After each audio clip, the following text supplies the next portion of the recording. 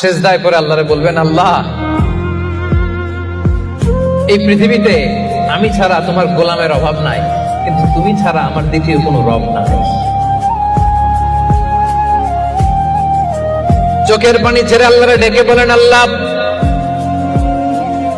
এই জমিনে আমি ছাড়া তোমার গোলামের কোনো অভাব নাই, কিন্তু তুমি ছাড়া দ্বিতীয় কোনো রব আমার নাই, তুমি ছাড়া দ্বিতীয় কোনো জায়গায় চাওয়ার সুযোগ আমার নাই। চোখের পানি ছেড়ে আল্লাহরে বলেন, আল্লাহ কোরআনে তুমি শিখিয়েছো ফরিয়াদীদেরকে কেউ যদি চায় ওই ফরিয়াদীদেরকে বারণ করা যায় না, তুমি কেমন করে এই অভাগা ফরিয়াদীকে আজকে ফিরিয়ে দিবা।